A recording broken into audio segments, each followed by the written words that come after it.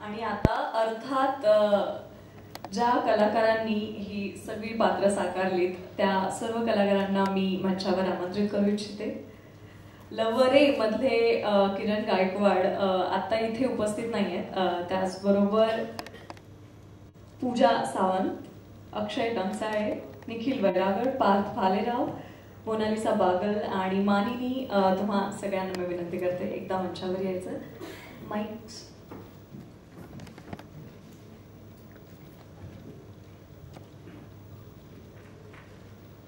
Trailer आपण पाहिला, पण अर्थात ट्रेलर पाहून आणखी उत्सुकता आमची शिगेला पोहोचलेली आहे आणि चित्रपट 13 जूनला येणार आहे. पण त्यापूर्वी आपण या सर्व कलाकारांसोबत थोड्या गप्पा मारणार आहोत चित्रपटाविषयी, त्यांच्या पात्राविषयी. आणि सुरुवात मला वाटतंय सगळ्यात आधी मला सांगा, सोशल मीडियावर कोण सगळ्यात जास्त ऍक्टिव्ह आहे?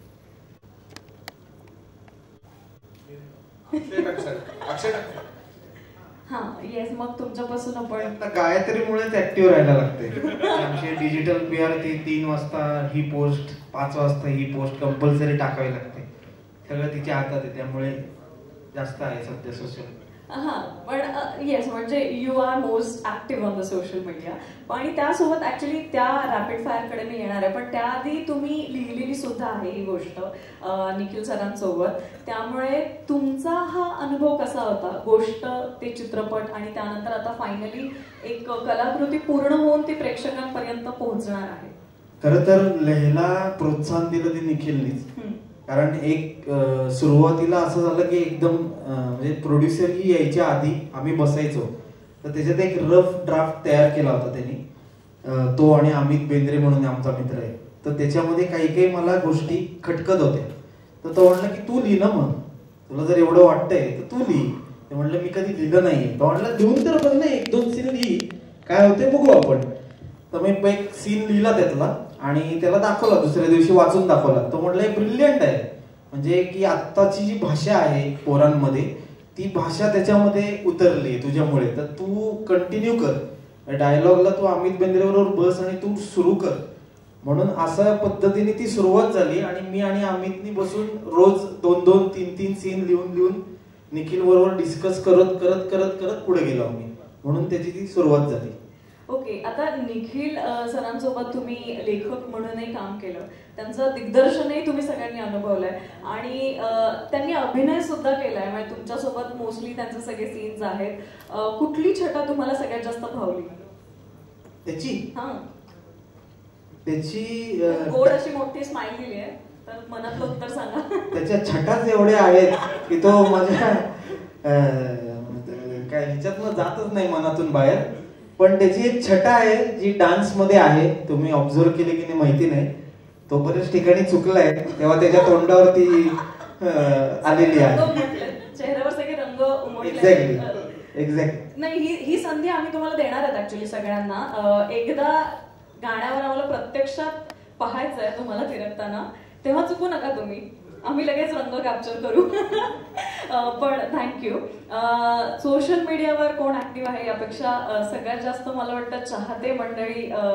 आपण त्यांना वेगवेगळ्या सिनेमातून त्यांच्या अभिनयाला नेहमी प्रशंसा देत आलेलो आहोत आणि अर्थात सदाबहार रंगीन अशा सुंदर आउटफिटमध्ये आज त्या आपल्यामध्ये उपस्थित आहेत. पूजा सावंत, मला पुढचे प्रश्न तुम्हाला विचारायचे आहेत. जान्हवी ही भूमिका का करावीशी वाटली? Very good evening to everyone.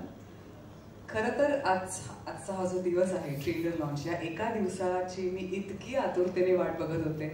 कारण आता इंटरव्ह्यूजमध्ये सुद्धा आम्हाला सर्वांनी प्रश्न विचारले. पहिला प्रश्न हा होता की या सिनेमाचं नाव हे का? हा प्रश्न मी, प्रार्थना, अभिजित खांडकेकर, अमेय वाघ सगळ्यांनी या दोघांना विचारलाय, पण दोघं शेवटपर्यंत ऐकले नाहीत. त्यांनी या सिनेमाचं नाव, त्यांना हेच हवं होतं, आम्हाला सिनेमाचं नाव आंबट शौकीनच ठेवायचं होतं. पण नंतर जेव्हा अक्षय मला भेटायला आला स्टोरी नरेशनसाठी, बराच काळ गेला त्याच्यामध्ये, आणि जेव्हा मी खरी स्टोरी ऐकली या दोघांकडून, तेव्हा मला एक सेकंदही नाही लागला हो म्हणायला. कारण जान्हवी हे कॅरेक्टर मला इतकं आवडलं होतं. आता तुम्ही ट्रेलर पाहिला, त्याच्यात तुम्ही बघताय की या तिघांसोबत मी आहे. ती का आहे, कशासाठी आहे, काय होणार आहे पुढे, हे सगळं या फिल्ममध्ये आहे. आणि ऑफकोर्स जे नाव आहे आंबट शौकीन, या सिनेमात काहीही आंबट शौकीन दिसणार नाहीये, हे मी अगदी ठळकपणे सांगू इच्छिते. आता हे नाव का ठेवलं, कशासाठी, हे उत्तर तुम्हाला दिग्दर्शक आणि अक्षयच देऊ शकेल better. But I loved playing Janhvi. आणि एकंदरीत ट्रेलरवरून साधारण अंदाज आलेला आहे की तिघांना सरळ दिशेला लावण्याचं काहीतरी काम महत्वाचं जान्हवीने केलेलं आहे. जान्हवी, रॅपिड फायर मला तुझ्यासोबत घ्यायचं आहे. आता पात्र म्हणून तू उत्तर दिलंस तरी चालेल, बीइंग जान्हवी. मी काही तुला इमोजीस सांगणार आहे, ट्रेंडिंग इमोजीस, आणि त्या इमोजीजना कुठलं पात्र साजेसं आहे. 28 पात्र आहेत खरं तर या चित्रपटात, त्यामुळे विचार करायला वेळ लागेल. मला हेल्प करा तुम्ही. येस, सिनेमा जान्हवीने केली आहे, तुम्ही आता करा. तर पहिलं आहे रेड हार्ट. रेड हार्ट जान्हवीच. Okay. Loud crying face. Crime face. हा, लाऊड. मोनालिसाला देईन मी, कारण तिला बिचारीला सगळ्यांनी खूप छळलंय सेटवर, त्यामुळे तिचे लाऊड क्राईम फेसच होती ती सेटवर. Am I right Monalisa? फार असं दुःख बाहेर आलेलं आहे. Face with tears of joy. Tears of joy Nikhil आमचे काही करा तुम्ही, काही म्हणजे तुम्ही या आणि फक्त डायलॉग बोला, अरे वा ह्याला इतका आनंद व्हायचा, what a shot. He was always happy. He actually compliment आहे, असा हसरा दिग्दर्शक सगळ्या अभिनेत्री आणि अभिनेत्यांना मिळावा. थँक्यू. Always happy. आताही म्हणजे एकदम अशी लाऊड स्माइल होत आहे. Tears of joy. आत्ता पाणवलेले नाही आहेत ना डोळे? नाही. ओके, हा, पण त्याला थोडा वेळ दे. Okay, next sparkles. स्पार्कल्स. हा नाही, स्पार्कल्स प्रार्थना भेटेल. ओके, हा, ग्रेट, आय एग्री.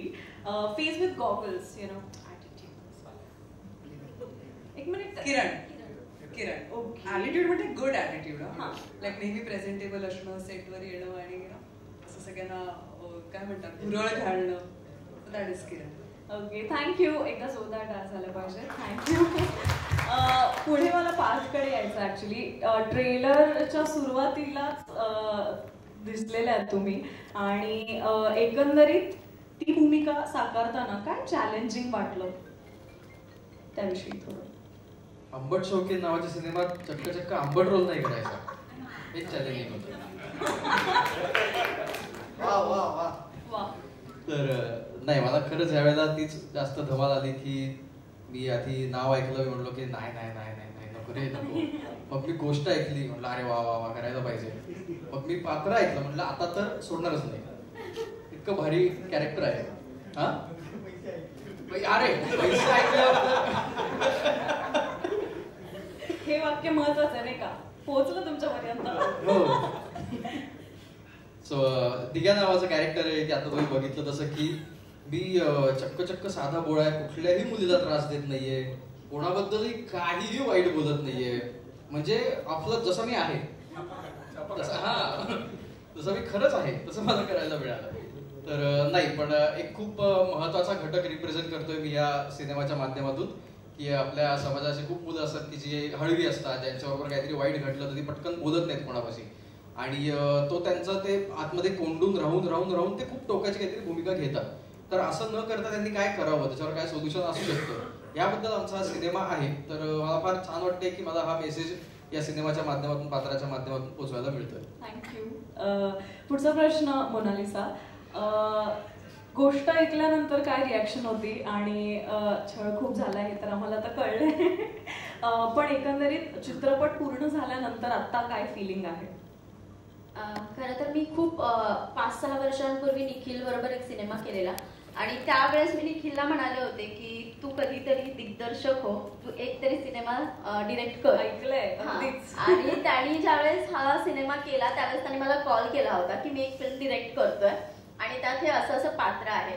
सो मी त्याला काहीच क्वेश्चन केला नाही, आणि ही माझ्या आयुष्यातली पहिली फिल्म असेल जेव्हा मी दिग्दर्शकाला कोणताही प्रश्न विचारला नाही, नाव ऐकून पण नाही. तेच तर मेन आहे. मी त्याला म्हणाले निखिल मी तुला एकही प्रश्न विचारणार नाही, पण माझी एक रिक्वेस्ट आहे तर ती पूर्ण होऊ शकते का?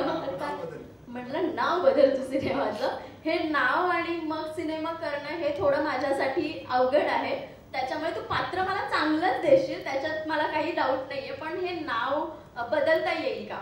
त्यावेळेस तो म्हणाला की हे नाव का आहे हे मी तुला रिलीजिंगच्या वेळेस पटवून देईल, पण आता मी हे नाव बदलू शकत नाही. थँक्यू.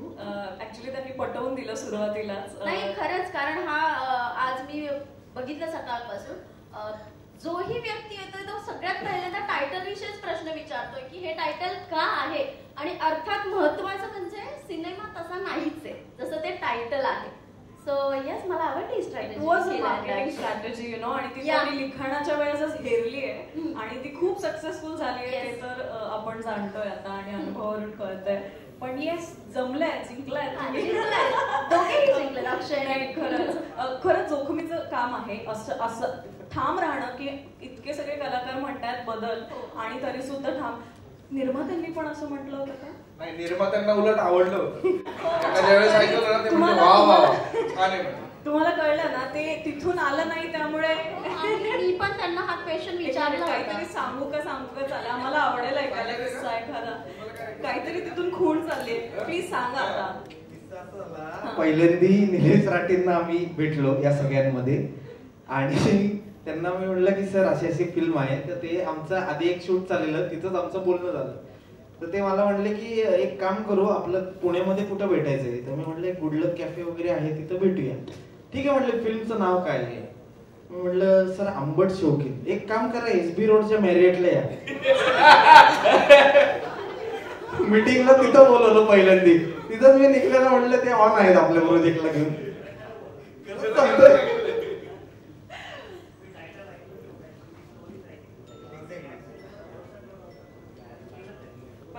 पण ते खूप खरं म्हणाले. अक्षयवर भरोसा होता. हा सिनेमा पण कारण म्हणजे अक्षय काहीच नाही त्यांनी म्हणजे आमच्याकडनं ऐकलं पण नाही किंवा काहीच नाही की तुम्ही करताय असं असं आहे. आम्ही त्यांना सांगायला गेलो, ते म्हटले काही सांगू नका, करूया आपण. आणि लगेचच आम्हाला तिथं चेक दिला. असे प्रोड्युसर फार कमी आहेत, ते सगळे म्हणून आम्हाला मिळालेले आहे. खरंय, सगळं भाग्य इथेच. पण क्रेडिट अक्षयचं सुद्धा आहे. तो कधी बोलणार नाही, पण आज मला संधी मिळाली तर मी हे बोलते. कारण या सिनेमात जितक्या लोकांनी कामं केली आहेत, सगळ्यांनी मैत्रीसाठी कामं केली आहेत. जेवढे चेहरे तुम्हाला ट्रेलर लॉन्च मध्ये दिसले, अक्षय टंचाळ्यासाठी सगळ्यांनी काम केले. आणि मला असं वाटतं की आम्ही कधी एकत्र प्रोजेक्टमध्ये काम नाही केले. आमची मैत्री कुठल्या प्रोफेशनल प्रोजेक्टमध्ये सुरू नाही झाली आहे. पण जेव्हा जेव्हा माझं पुण्यात शूट असायचं तर काही मित्रमंडळींमध्ये हा पण भेटायला यायचा आणि अशी आमची मैत्री सुरू झाली. अक्षयचं काम मी खूप आधीपासून बघते. YZ सिनेमा मी ह्याचा पाहिला होता, भयंकर आवडलं होतं. मग बघतोस काय मुजराकर आणि असे अनेक सिनेमे त्यांनी केले. मला अजूनही असं वाटतं की अक्षयचं जे पोटेन्शियल आहे तसा प्रोजेक्ट त्याला अजून मिळाला नाहीये. आणि आय एम शुअर की लवकरच तो मिळणार आहे आणि तो आंबट शौकीनच असावा असंही मला वाटतं. So Akshay, long way for you to go आणि प्लीज हे काम तू करत राहा. कारण मी ह्याला काम करताना पाहिलंय सेटवर. तो फक्त दिग्दर्शक, फक्त लेखक किंवा फक्त ऍक्टर कधीच नव्हता सेटवर. तो सगळं हाताळायचा, सगळ्यांची मनं सांभाळायचा, कोणाला काय हवंय काय नकोय. कोणी भांडत जरी असेल तरी जाऊन तो पटकन सॉल्व्ह करून यायचा. आणि ही कला सगळ्यांकडे नाहीये जी फक्त अक्षय टंचाळेकडे. So long way for you. आमचा हा सिनेमा मैत्रीचा सोहळा आहे. खरंय, म्हणजे मी आता तेच म्हणणार होते की मैत्रीची गोष्ट आहे आणि ती इतक्या कमाल मित्रांनं केली आहे, त्यामुळे सगळेजण धावून आलेले आहेत आणि सगळेजण उभा राहिलेले आहेत या एका नावासाठी. हीच खरं तर खूप मोठी पोचपावती आहे. म्हणजे प्रेक्षकांपर्यंत पोहोचणार आहे सिनेमा, त्यांना भरभरून आवडणार आहे. पण आज इथे या क्षणी जे ऐकायला मिळालं आपल्या मैत्रिणीकडून ती खरंच खूप मोठी दाद आहे. आणि एका प्रामाणिक कामाची कौतुकाची थाप मिळत राहते आणि आज त्या क्षणी मिळाली. एकदा जोरदार टाळ्या. एक लेखक उत्तम, एक उत्तम दिग्दर्शक आणि ज्या पद्धतीने तुम्ही सांगितलं की सगळ्याच भूमिका सांभाळत एक कलाकृती आपल्यापर्यंत पोहोचवण्याचं काम तुम्ही केलेलं आहे महत्वाचं. Thank you so much. आणि आता अर्थात एक अत्यंत हॉट अंदाजमध्ये आपल्याला ट्रेलरमध्ये जिला पाहायला मिळालं ती म्हणजे मानिनी. येस, खूप ऍक्च्युली मला पण ट्रेलर पाहून ना खूप माझ्या डोक्यातही वेगवेगळ्या गोष्टी सुरू झाल्यात. हे असं असू शकतं का किंवा हे असं असेल का, पण ते मला आत्ता बोलायचं नाहीये कारण ते मी चित्रपट पाहून आपण सगळेच ठरवू. पण कसं वाटलं चित्रपटात या काम करून आणि या सगळ्याच एकापेक्षा एक कमाल कलाकारांसोबत आपलं काम सोबत करून कसं वाटतं? खूप छान. स्पेशली तुम्ही ऑब्झर्व कराल तर सगळी टीम यंग आहे या टीमची, फिल्मची. Producers, director, actors. सो अनुभव खरंच खूप छान होता आणि मी स्वतःला लकी समजते की मी या फिल्ममध्ये जोडल्या गेले. कारण जेव्हा अक्षयनी, निखिलनी मला कॉल केला होता, या फिल्मची स्टोरी नॅरेट केली, तेव्हा खूपच एक प्रोफेशनल माझा अप्रोच होता की ओके मग माझा रोल काय असेल, अच्छा ठीक आहे. आणि ग्लॅमरस रोल होता. ऑब्व्हियसली ते माझ्यासाठी चॅलेंजिंगच होतं कारण की मी स्वतः चंद्रपूर जिल्ह्यातल्या एका छोट्याशा खेडेगावातली मुलगी आहे. सो एक ते वेगळं रूप मी स्वतःचं पहिल्यांदाच बघितलं. डबिंगच्या वेळेस आय वॉज शॉक की ओके ही मीच आहे. बट येस, तो प्रोफेशनल अप्रोच एक होता की अक्षय, निखिलला मी सारखं विचारत होती की ओके मग तू कसं डिझाईन केलंयस ते कॅरेक्टर. तर नेहा ही ऍक्च्युली लिहिली होती प्रॉपर त्यांनी मला भेटायच्या आधीच. यांना भेटल्यावर मला त्या साच्यामध्ये बसायचं होतं. तर ओव्हरऑल विचार केला तर म्हटलं की ठीक आहे, छान टीम आहे, आपल्यालाही चांगला चान्स मिळतोय, करूयात. आणि मग मी घरी गेले मुंबईला. कट टू काही दिवसांनी मला माझ्या एका मित्राचा फोन आला होता की मानिनी तूच आहेस का, तुझ्यात किडे आहेत. म्हणलं काय झालं? म्हणजे मला व्हॉट्सअपला कॉल आला होता एका मुलीचा आणि माहित नाही काय झालं, एकदम न्यूडिटी सारखं काहीतरी वाटलं. मला असं वाटलं कोणतरी प्रँक करतंय. तर म्हटलं मी असं काही करणार नाहीये. नंतर परत त्या मुलीचा फोन आला की तू मला पैसे दे वगैरे, नाहीतर मी तुझे फोटोज दाखवेन. देन आय थॉट ओके, अशीच तर स्टोरी यांनी मला सांगितली होती. म्हणजे जे आता घडतंय त्या रिअल घटनेवर साजेसं चालू आहे, त्यावर ही गोष्ट आहे. पहिला जेव्हा एक्सपिरियन्स होता तो खूप प्रोफेशनल होता. त्याच्यानंतर मी माझ्या मनाची तयारी केली की हा विषय लोकांपर्यंत पोहोचणं गरजेचं आहे. त्या मित्राला मी कन्व्हिन्स केले की आपण पोलिसात जाऊयात, कंप्लेंट करूयात, मी येते तुझ्यासोबत. पण आता मला वाटतंय असे अनेक मित्र वाचतील हा सिनेमा पाहिल्यानंतर आणि खऱ्या अर्थानं तुम्ही जी सगळ्यांनी जी भूमिका साकारली ती पोहोचेल सगळ्यापर्यंत. आणि अर्थात आता ज्यांनी लिहिलंय, ज्यांनी दिग्दर्शित केलंय आणि ज्यांनी अभिनयही केलाय, डान्सही केलाय असे निखिल यांना मला हा प्रश्न विचारायचा आहे की आता 13 जूनला चित्रपट रिलीज होणार आहे. काय वाटतं, का पाहावा सिनेमा आणि काय घेऊन जावं प्रेक्षकांनी? ऍक्च्युअल मध्ये म्हणजे नुसतं मनोरंजनासाठी मर्यादित नसून तर ह्याच्यामध्ये एक सामाजिक विषय देखील आहे, म्हणजे गंभीर सामाजिक विषय. जसं की मी तुम्हाला सांगितलं हनी ट्रॅप, त्याच्यामध्ये लाखो लोकांचे पैसे करोडोनी उधळलेले आहेत ह्या गोष्टीमध्ये. आणि दुसरी गोष्ट म्हणजे काय की अनेक कमजोर हृदयांच्या लोकांना जीव देखील त्यांचा गेलेला आहे या सगळ्या गोष्टीमध्ये. तर माझी सगळ्यांना विनंती आहे की ही गोष्ट बघून तुम्हाला एक मस्त मेसेज मिळेल. सावधान राहा, सतर्क राहा आणि इतरांनाही सावधान करा. थँक्यू. आता या ट्रेलर लॉन्च नंतर ऍक्च्युली बऱ्याच जणांना हे नाव का आणि काय गोष्ट आहे यामागे थोडाफार अंदाज येणार आहे. आणि मला वाटतं सगळ्यांना येणारे मेसेजेस थांबतील की काय सिनेमा केलाय, काय नाव आहे हे. तर अर्थात हा ट्रेलर लॉन्च सोहळा होता आणि जसं मी म्हटलं की जे गाणं आम्ही ऐकलंय त्यावर तुम्हाला थिरकल्याशिवाय आम्ही जाऊ देणार. परफॉर्म केलंय. येस, मला माहित होतं की एक्सक्यूज येणार आहे, पण मला वाटतं हीच ती मला संधी आहे वाटतं की सगळ्यांनी फ्रिकआउट करावं. ती स्टेप आम्हाला आत्ताही लक्षात नाही येणार आणि राहिली तरी हा गडबडेल नाही तर मी गडबडेल. त्यामुळे पण सगळ्यांनी प्रयत्न करूयात आपण पुन्हा. आता जस्ट काही करू नको, सगळ्यांनी एकत्र गाणं लावा. लास्टचं लावा फ्रिकआउट. येस, पूजा पण करेल. नाही पूजा पण त्यांना पण आधाराची गरज हवी आहे म्हणून मध्ये. येस, माईक माईक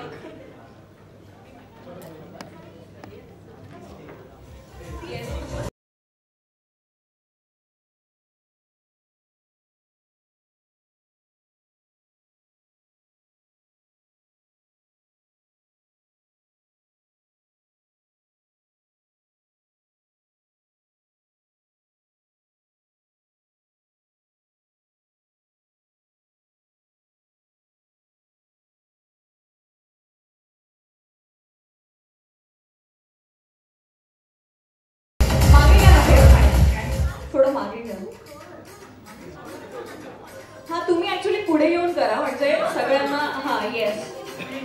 यांच्या चेहऱ्यावरचे एक्सप्रेशन बघायचं बरं का आपल्याला.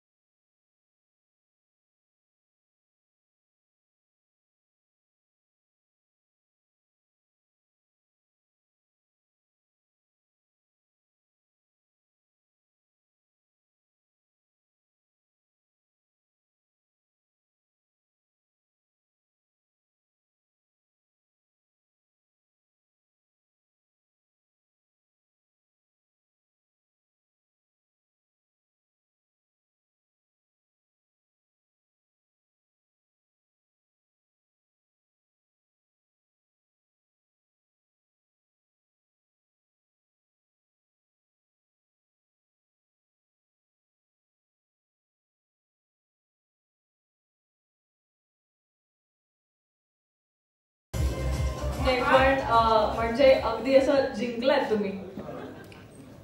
कमाल. एकदा जोर या आउटफिट मध्ये. हो येस. आणि ते पण आठवून ना. एकदा जोरदार डान्स झाला पाहिजे. थँक्यू. आणि 13 जूनला खरं तर सगळीकडे हा सिनेमा प्रदर्शित होणार आहे आणि त्याचा हा इतका सुंदर ट्रेलर. आणि मला माहिती आहे की आता इथून पुढे खरं तर तुम्हाला खूप मेसेजेस येणार आहेत आणि खूप खूप कमेंट्स येणार आहेत, रिव्ह्यूज येणार आहेत ट्रेलरसाठी आणि उत्सुकता तर भयंकर अशी पोहोचलेलीच आहे. एकदा आपण सगळ्या टीमला वरती बोलवूयात ग्रुप फोटोसाठी. येस. हा पहिलं कलाकारांसोबतचा. सर 1 मिनिट फक्त.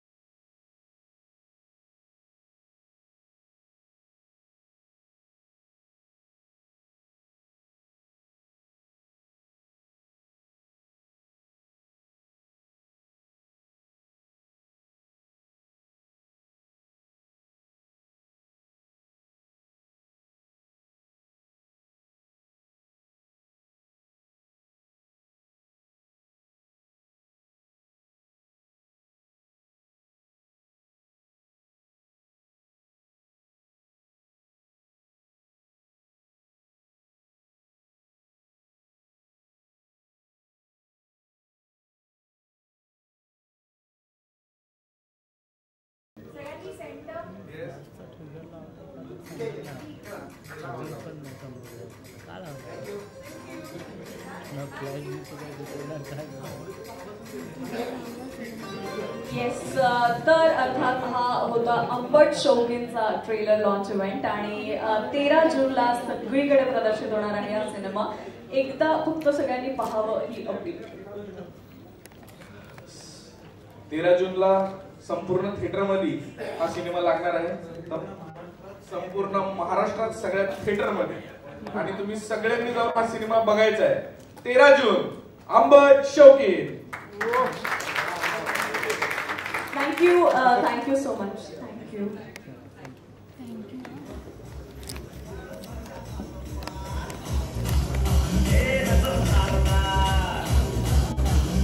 Entertainment SS&K KL brothers production, Labros entertainment आणि बिग ब्रेन प्रोडक्शन प्रस्तुत हा धमाल मराठी विनोदी चित्रपट आंबट शौकीन आणि त्याच्या ट्रेलर लॉन्चसाठी आज आपण इथे जमलोय.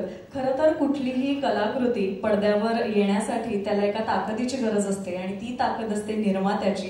कारण निर्मात्याच्या दूरदृष्टीची, विश्वासाची आणि धाडसाची गरज असते कुठल्याही कलाकाराला आपली संकल्पना सत्यात उतरवण्यासाठी. आणि या सुंदर अशा चित्रपटाच्या मागे सुद्धा अशाच विश्वास ठेवून अगदी आधारस्तंभ बनणाऱ्या आपल्या प्रोड्युसर्सची आज इथे उपस्थिती आहे. आणि सुरुवात करताना मला त्यांच्याशी थोड्या गप्पा मारायच्या, त्यामुळे मी तुम्हा सगळ्यांच्या जोरदार टाळ्यात एकदा मंचावर आमंत्रित करते.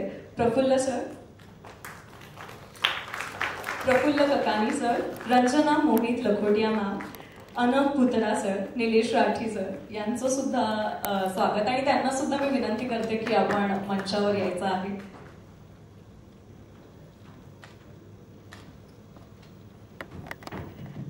नमस्कार. जसं मी म्हटलं की खरंच कुठलीही कलाकृती सत्यात उतरण्यासाठी एका भरभक्कम आधारस्तंभाची गरज असते आणि ते आधारस्तंभ तुम्ही आहात या चित्रपटासाठीचे. त्यामुळे अर्थात पहिला प्रश्न तुमच्यासाठी की निर्माता म्हणून कुठलीही गोष्ट निवडताना फार जोखमीचं काम असतं आणि कारण त्यासोबतचा प्रवास खूप मोठा असतो. ही गोष्ट निवडण्यामागचं तुमचं कारण काय? जेव्हा आपल्याकडे काही स्क्रिप्ट येत राहतात, फारशा स्क्रिप्ट आल्या होत्या, तर एक हे जे स्क्रिप्ट होती निखिल मेहराकडे नक्षत्रांनी आम्हाला एक्सप्लेन केली आणि हा जो विषय होता ना हा वेगळाच होता. आत्तापर्यंत हा विषयाबद्दल कोणी बोललं नव्हतं.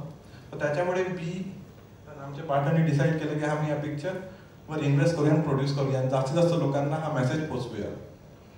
एक रिॲक्शन जर मी तुम्हाला विचारली स्क्रिप्ट ऐकल्यानंतरची, एक रिॲक्शन काय होती तुमची? नाव फार बेस्ट आहे.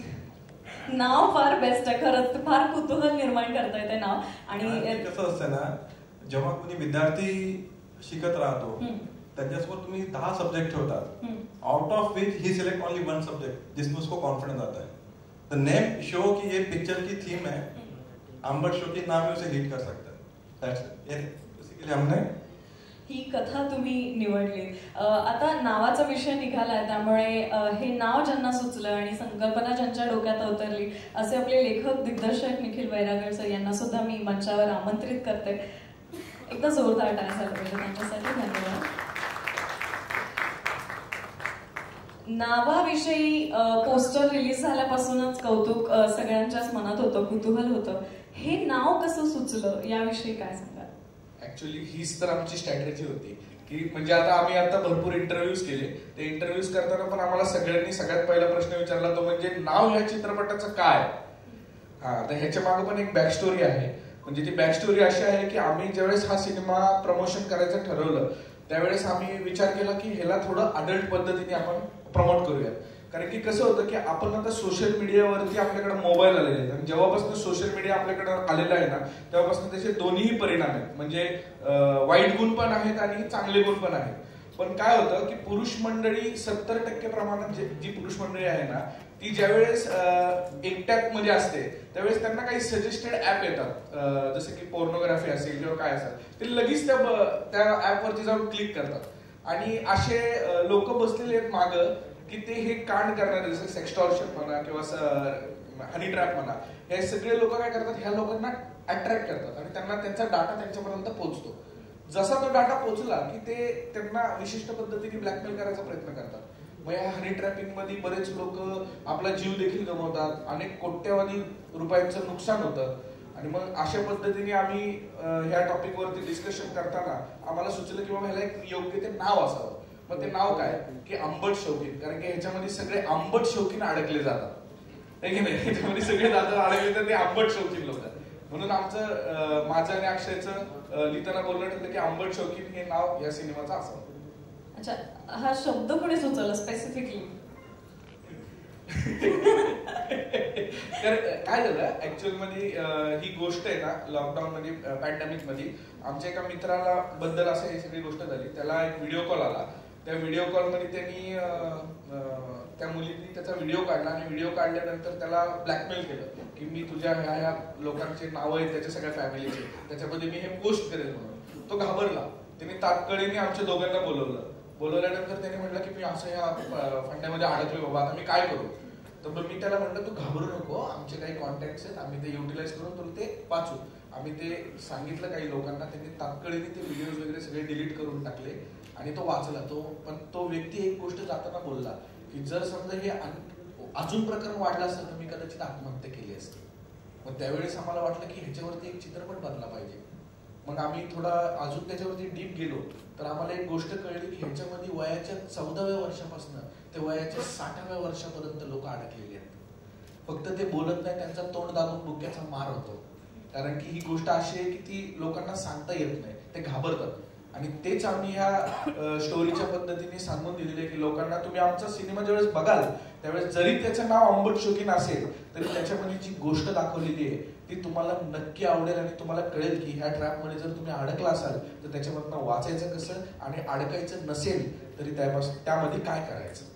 खरंय, फक्त करमणुकीचा हा विषय नाहीये, तर समाजात सध्या जे घडतंय त्यावर एक खूप चांगलं विधानही तुम्ही केलेलं आहे.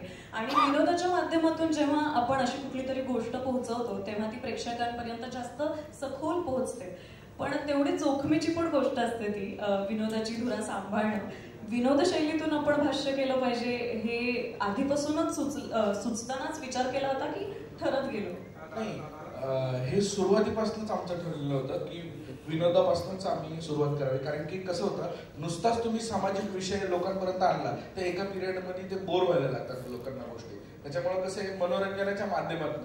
आणि ह्या सिनेमामध्ये आमच्या 28 पात्र आहेत. त्या 28 पात्रांना वेगवेगळ्या प्रकारच्या छटा आहेत.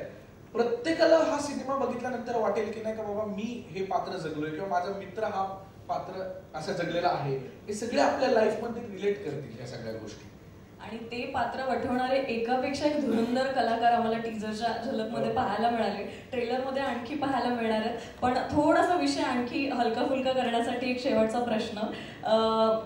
तिघांनी पण ऍक्च्युली चौघांनी पण याचं एक एक उत्तर द्यायचंय. चित्रपटाचं नाव आंबट शौकीन आहे, त्यामुळे तुमच्या मते संपूर्ण प्रोसेसमध्ये टीम मध्ये काम करणारे किंवा कलाकार यांच्यापैकी आंबट कोण आहे आणि शौकीन कोण आहे? आपण सुरुवात करूया. एक मिनिट, एक एक नाव सांगायचं सगळ्यांनी. तुमच्यापासून सुरुवात करूया. एकच माणूस आहे, सगळे लोक नाव घेतील, ते म्हणजे निलेश राठी. ते प्रोड्युसर आहेत आमच्याकडे, लाडके प्रोड्युसर. एक मिनिट, बरं असं का बरं एकच व्यक्ती, सगळे सहमत पण आहेत त्या वाक्याशी, आंबट काय आहेत ते? नाही म्हणजे ते असे आंबट नाहीयेत. काही गोष्टी मला रील नाही करते, बाकी पण पिक्चर रिलीज. बरं ठीक आहे, म्हणजे एक काय म्हणू, सगळ्या छटा या एका व्यक्तीत पाहायला तुम्हाला मिळाल्या थ्रू आउट प्रोसेस, म्हणून एकच नाव सहमताने आलेलं आहे. Thank you so much. आपण मला वाटतंय आता आल्यापासून इथे आपण आलो आणि एक धून सारखी आपण ऐकत होतो. टीजरमध्ये सुद्धा ती ऐकली आणि अक्षरशः पाय थिरकायला भाग पाडणारी ती धून तयार झालेली आहे. त्यामुळे त्याची एक झलक आपण आज इथे सगळ्यांसमवेत पाहूयात. अर्थात ते गाणं, आणि ते गाणं आता तुमच्या सगळ्यांसमोर सादर होणार आहे. आणि सगळ्यांना विनंती, थँक्यू, आपण असं नसतं होऊ शकता.